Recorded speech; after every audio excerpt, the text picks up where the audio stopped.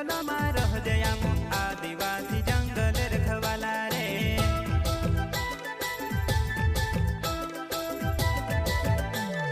चल जंगल जमीन काज पूजे रे आदिवासी दुनिया ने रखवाला रे। बाप देव खतरी काज